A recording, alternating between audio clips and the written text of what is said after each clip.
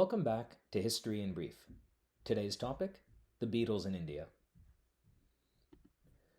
Did you know that 2 years before their famous stay in Rishikesh, India in the spring of 1968, the Beatles spent 2 days in New Delhi? The trip took place in the summer of 1966. The Beatles were in the midst of what turned out to be their final tour. After playing in West Germany and making a foray to Japan and the Philippines, the band ventured to India for a brief respite. In Japan, the Beatles had played 5 shows at the Budokan Hall, where they were greeted with a quiet audience due to heavy chaperoning and crowd control. Accustomed to the sound of screaming girls drowning out their music, the band could properly hear themselves for the first time in months and were shocked at the poor quality of their playing.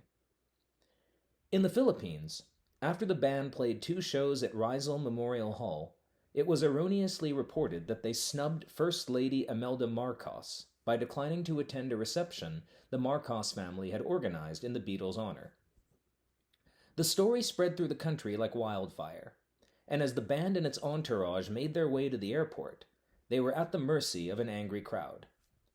Filipino authorities let the band leave the country only after much consternation. Wary at the sight of soldiers brandishing guns, Paul McCartney recollected that the band members were kissing the seats on the airplane. They were anxious to come home. After returning to England, the band would round out their world tour by playing a string of concerts in the United States in August. So on the heels of such a turbulent experience, why did the band make a detour to India? George Harrison, who had introduced Indian music to the band's sound on the 1965 track Norwegian Wood, had planned to go to India to buy a sitar. Seeking a quiet reprieve after the chaos in the Philippines, the other Beatles elected to join George. However, upon landing in New Delhi, they were surprised to find a throng of fans greeting them at Palam Airport. The Beatles could not slip into even this ancient country in anonymity. As usual, the band had to be discreetly ushered away from the crowd. Touring the villages of Delhi, the Beatles were floored by the poverty they witnessed. They were stunned when they learned that the Nikon cameras they received as a gift in Japan were worth more than what all the inhabitants of an Indian village would earn in their lifetime. But the trip was not solely about gaining perspective. At the Oberoi Hotel in Delhi, John Lennon and George Harrison reportedly told manager Brian Epstein that this tour would be the Beatles' last. Indeed, the band was livid with Epstein and blamed him for the mishap in the Philippines. The band's distaste for touring was cemented when they ventured to the United States in August. Greeted with hostility and threats in the Deep South due to the negative publicity engendered by John Lennon's alleged comments that the Beatles were more popular than Jesus, the group had reached its limit.